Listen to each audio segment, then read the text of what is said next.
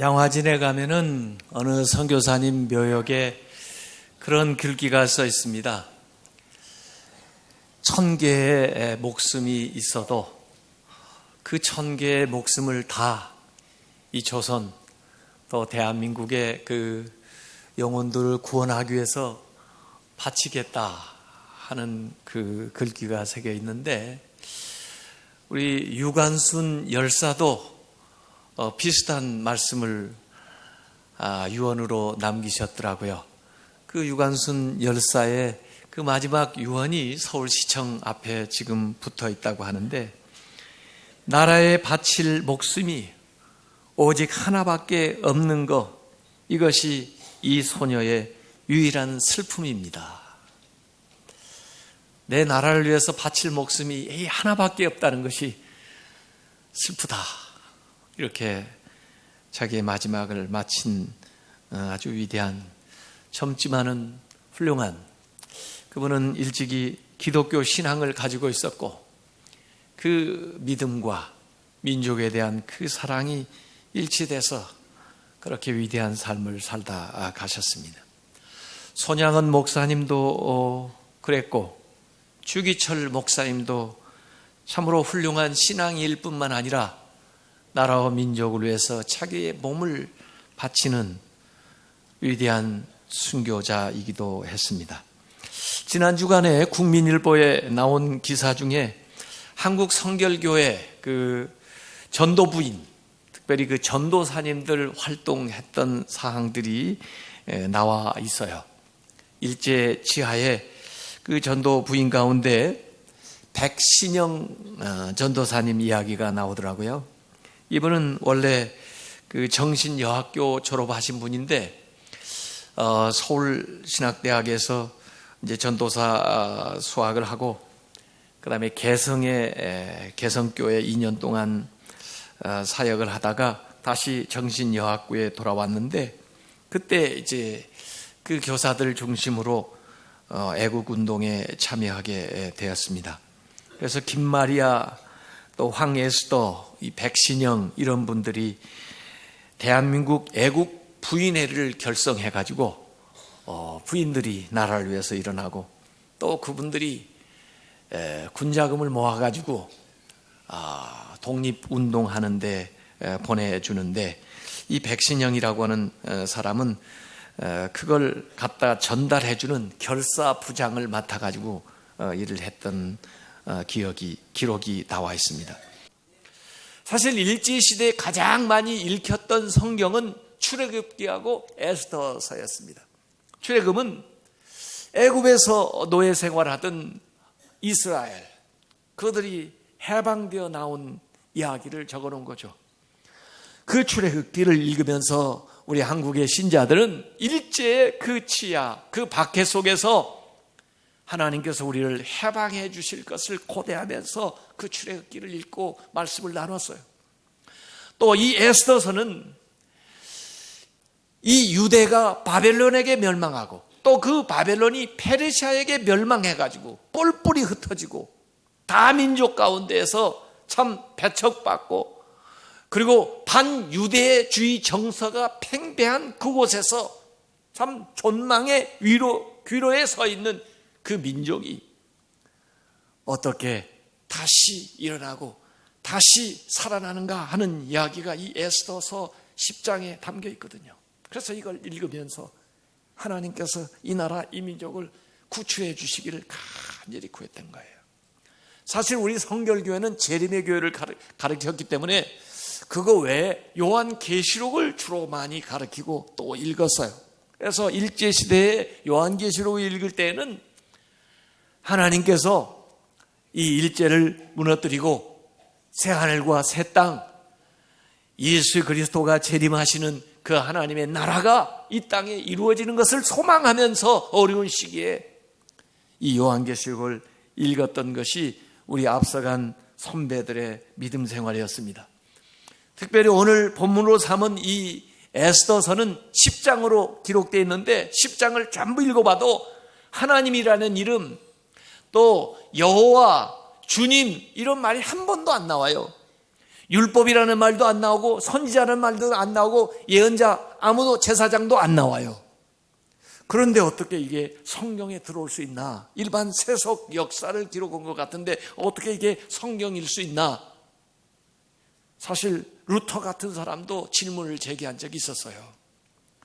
그러지만 사실은 눈에 보이지는 않지만 하나님의 이름을 전면에 내세우지 않았지만 이 흐르는 정신, 그 역사, 그 가운데 나타나는 기적들이 하나님이 아니어서야 할 수 없는 일들이 여기에 전부 나와 있는 거예요.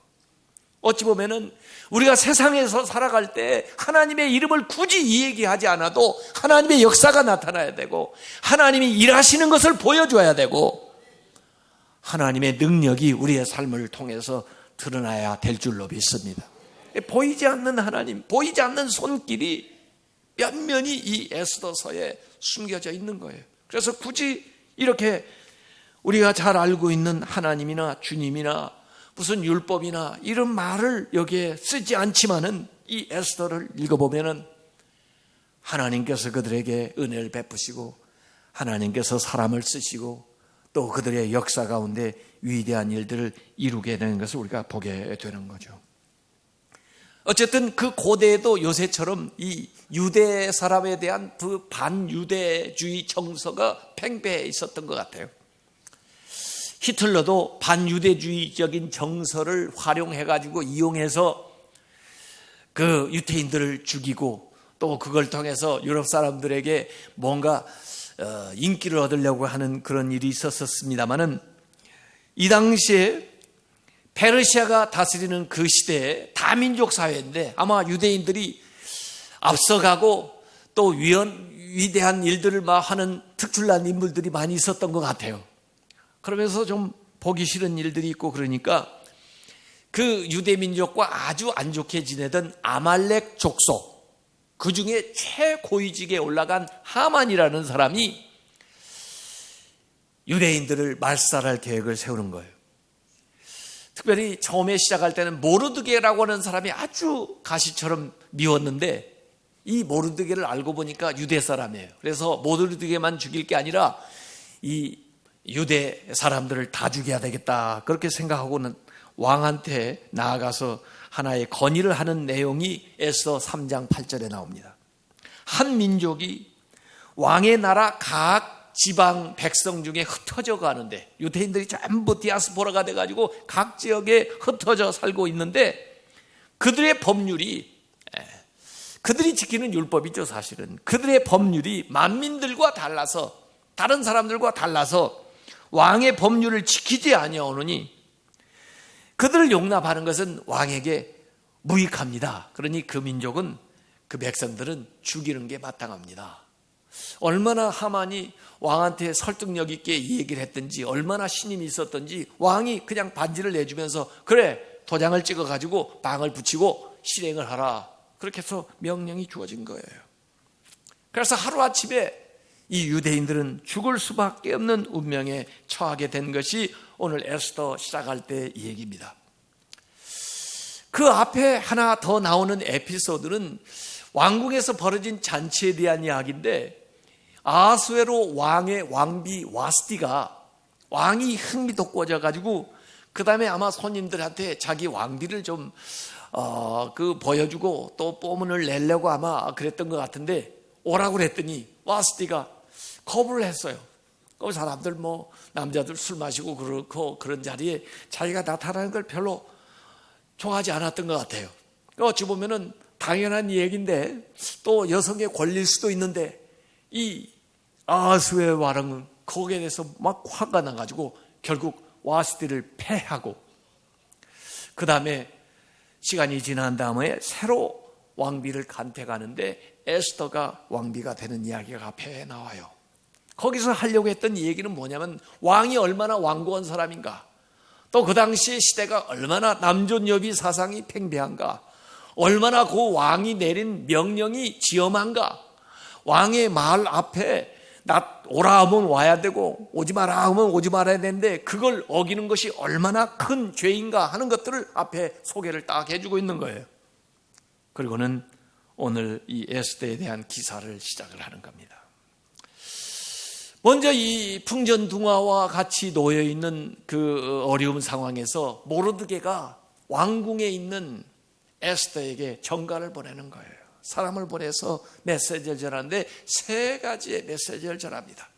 첫 번째 메시지는 뭐냐면, 네가 왕궁에 있다고 해서 이 어려운 상황에서 홀로 면할 수 있으리라 생각하지 마라.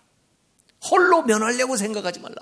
혼자 살려고 생각하지 말라. 혼자 살 수 있다고 생각하지 마라. 자기의 딸처럼 키운 귀한 사람이에요. 보통 사람 같으면 우리는 정말 죽게 됐지만 너는 네 신분을 지금도 모르고 있으니 꼭꼭 숨기고 잘 살아남아야 된다. 나중에 기회 있으면 내 원수 좀 갚아다오. 이런 얘기를 할 텐데 모르드게는 그렇게 얘기하지 않습니다. 너 혼자 살려고 하지 마라. 절대로 너 혼자 모면할 수가 있는 상황이 아니다. 우리는 공동 운명체다. 살아도 같이 살고 죽어도 같이 죽어야 된다. 너 왕궁에 있다고 혼자 면하리라 절대로 생각하지 마라 하는 게 이 모르드게가 에스더에게 보낸 첫 번째 메시지예요. 얼마나 훌륭해요. 오늘날 너무 이기주의가 팽배해가지고요, 자기에게 주어진 지위와 자기가 가지고 있는 재산과 자기의 이런 것들을 가지고 혼자만 자기만 위해서 살아가는 사람이 너무 많아요. 더불어 살아야 되는데, 우리가 공동 운명체인데, 아니 심지어 북한도 마찬가지예요. 북한도 우리가 더불어 함께 살아야 될 민족 공동체예요.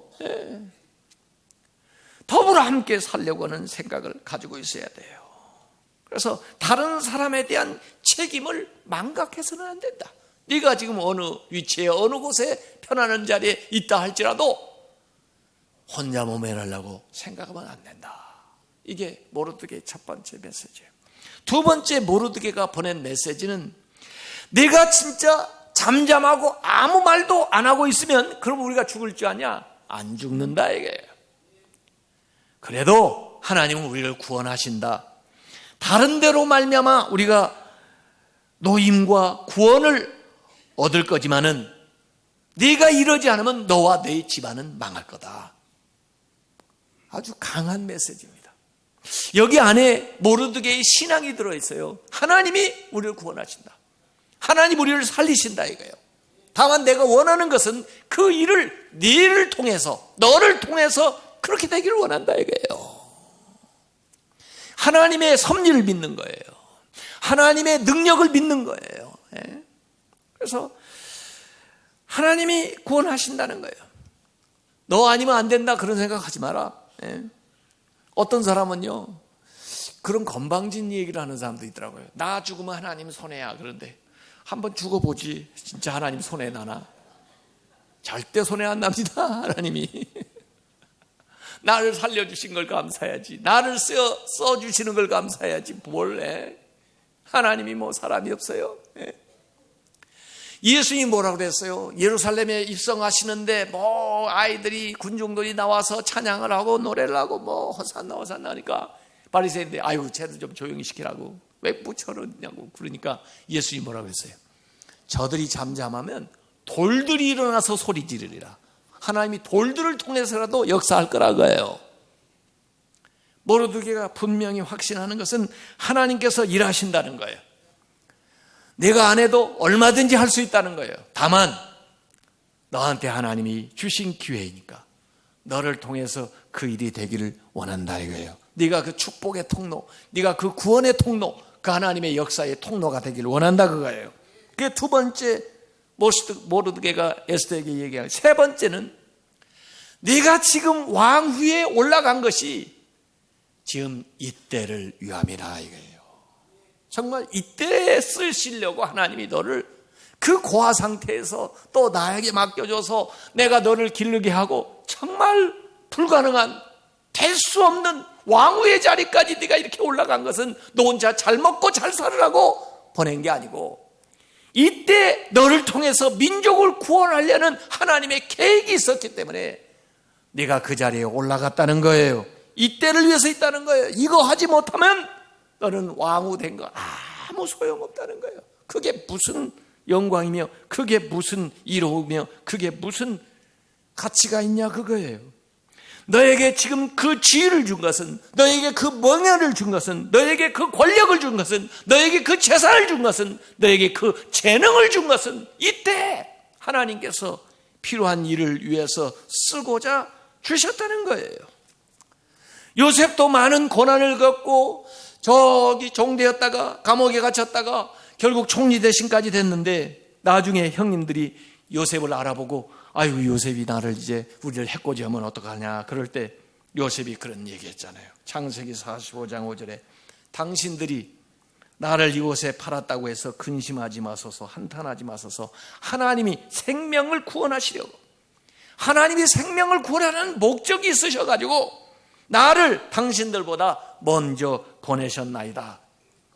보내는 모습이 좀 팔려가고 감옥 가고 좀 안 좋기는 했지만은 그래도 이때를 위해서 하나님이 나를 예비하셨습니다.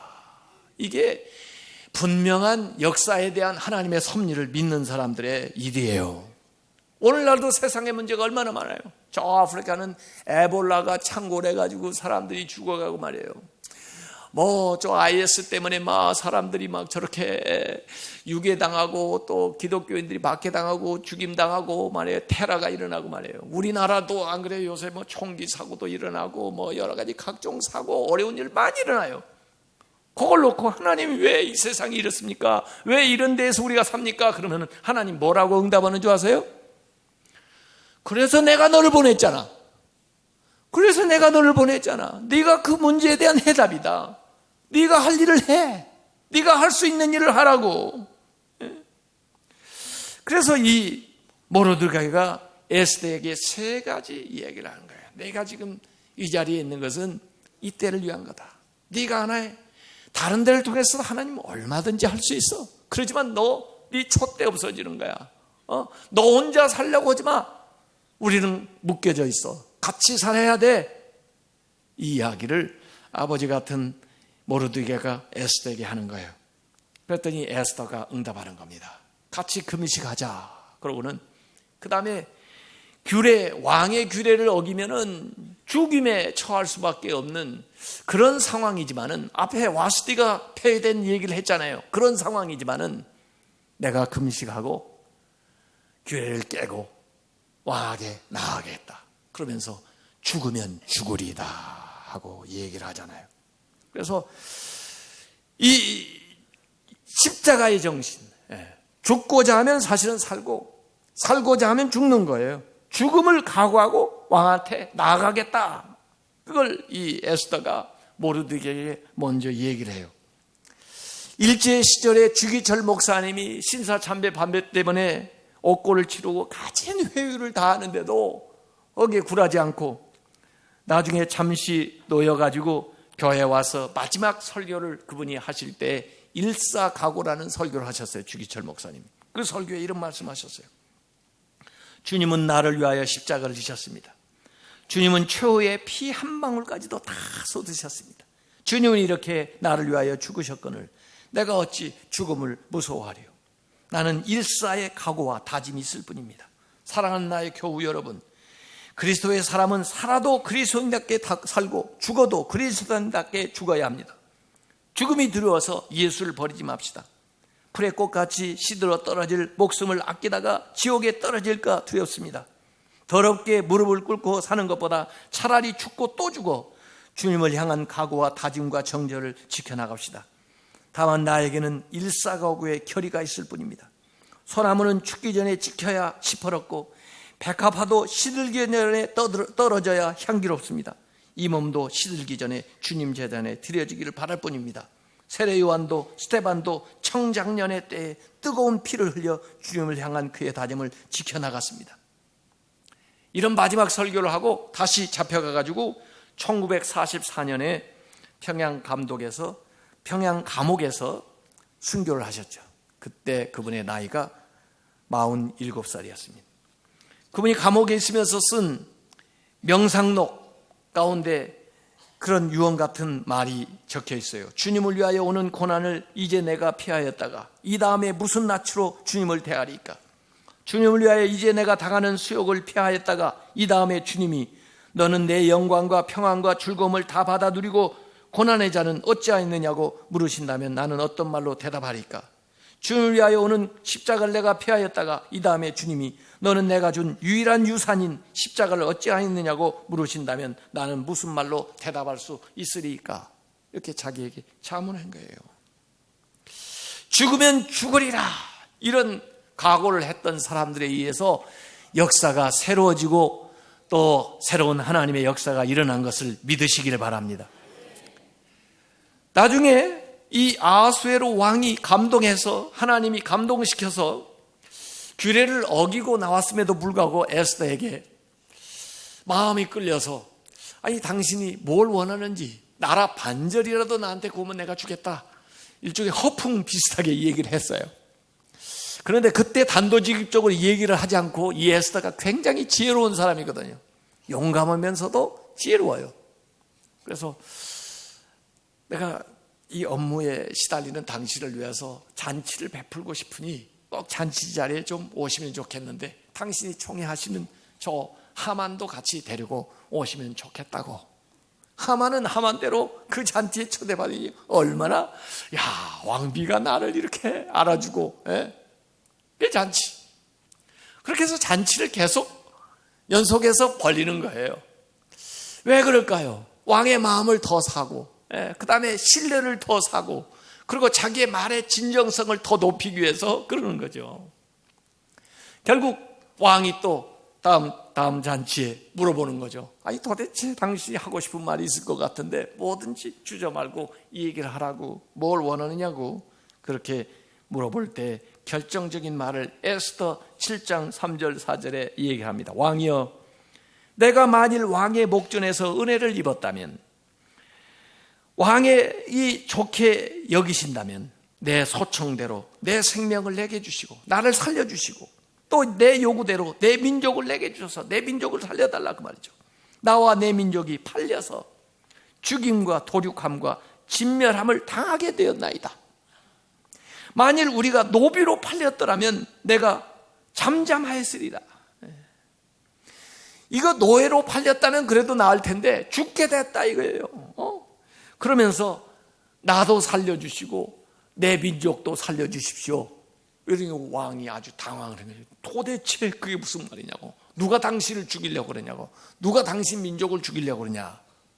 그러니까 저 하만이 이렇게 계획을 해서 왕한테 제가까지 받았지 않느냐고. 이제 우리가 죽을 날이 며칠 남지 않았다고.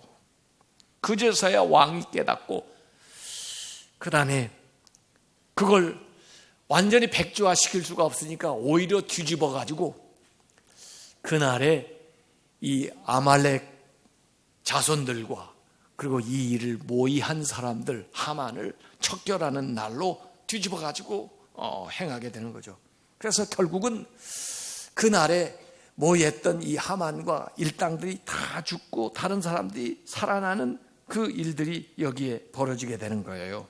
그래서 결국 이 슬픔이 변하여 기쁨이 되고 애통이 변하여 길한 날이 되는, 그래서 영광과 즐거움과 기쁨과 존귀함이 그들에게 임하는 그 복된 날. 그래서 그 날을 기념해서 유대인들은 불임절, 지금도 이 날을 지켜요. 유대인들에게는 두 개의 큰 명절이 있는데 우리의 그 해방 8.15처럼 그들에게 유월절, 애굽에서 나온 날, 그리고 불임절, 이 하만의 괴계에서 구출받은 이 두 날을 그들은 지금도 기억하면서 명절로 지켜요. 제가 불임절 때 유대에 이스라엘에 있었는데 이 불임절에 보니까 전부 가장행렬을 하는데 하만 복장을 하고 다니는 사람들 있고 그래요. 그리고 그날 먹는 쿠키가 하만의 귀를 닮은 쿠키를 만들었다고 그래요. 그래서 전부 그 쿠키를 씹어 먹는 겁니다. 하만의 귀를 이렇게 먹는 기분으로 먹는 거예요. 해방절이에요. 성경에 보니까 그날에 유다인으로 귀화하는 사람이 많아졌다. 아이, 우리 유대인 할래, 유대인 될래. 그래가지고 죽을 것 같으면 나 유대인 아니야 그럴 텐데 뭐 좀 관계된 사람들이 전부 유대인으로 귀화하는 일이 많아졌다 그래요.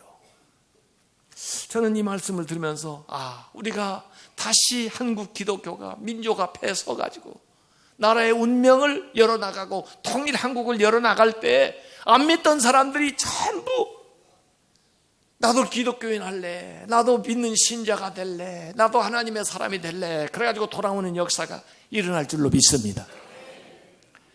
오늘 이 에스더는 모르드게의 악에 내가 죽으면 죽으리라 그런 각오를 보였고, 그리고 아하스웨로 왕 앞에 나가서 내 민족을 나에게 주소서 이렇게 구했어요. 자기 목숨과 자기의 민족이 결탁되어 있다는 것을 얘기를 한 거예요. 오늘 우리가 그리스도인이기도 하지만은 우리가 대한민국 국민입니다. 사실 세계 어디 나가서 시민권을 다른 나라 채택했어도 괜찮아요. 우리는 대한민국 사람입니다. 한 민족입니다. 세계에 나가서 대한민국을, 한국을, 또 한 민족을 빛내야 되는 일을 해야 되고, 앞으로 우리 한민족 통일 한국이 세계를 주도하는 그런 나라가 돼야 됩니다. 이런 나라가 되기 위해서 이 우리나라에 주신 소명과 사명들을 우리가 잘 감당하면서 이 나라의 운명을 개척해 나가는 귀한 믿음의 사람들, 그리고 애국 애족의 사람들 되시기를 주님의 이름으로 축원합니다.